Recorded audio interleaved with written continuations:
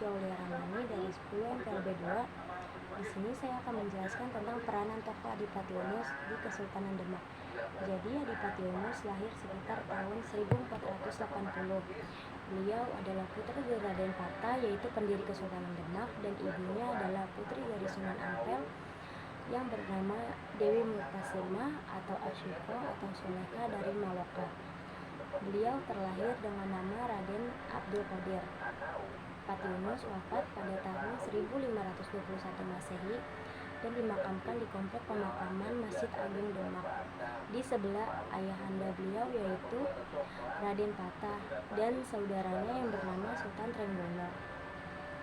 Tahun 1512 giliran Samudra Pasai yang jatuh ke tangan Portugis.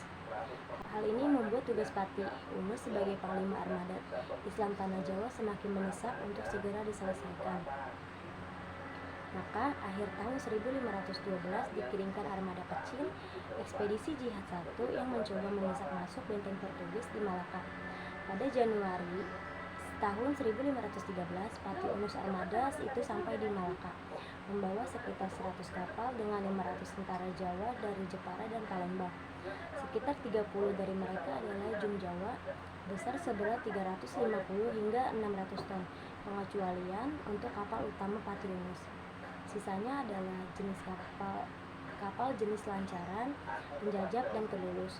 Pati Unus berlayar pulang dan mendamparkan kapal perangnya sebagai monumen perjuangan melawan orang-orang yang disebutnya paling berani di dunia. Ini memenangkannya beberapa tahun kemudian dalam tahta Demak.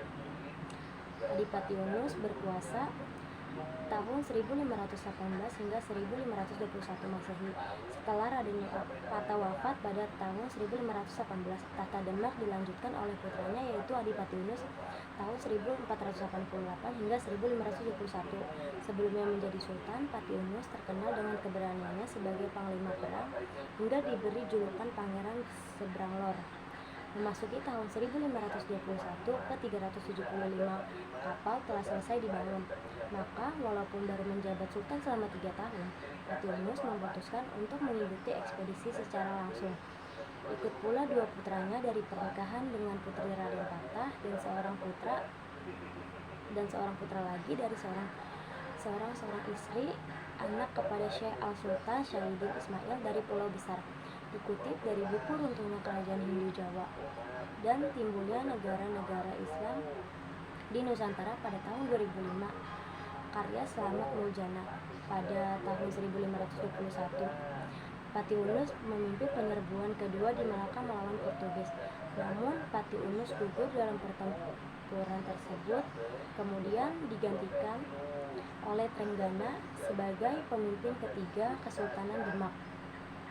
Jadi nilai yang dapat kita ambil dari kisah peranan Adipati Unus itu yaitu kita harus mempunyai keberanian untuk mendukung atau membela negara kita sendiri, namun kita juga harus mempunyai sikap pantang menyerah, dan terakhir kita harus cinta tanah air. Sekian penjelasan dari saya tentang tokoh Adipati Unus, kurang lebihnya mohon maaf. Wassalamualaikum warahmatullahi wabarakatuh.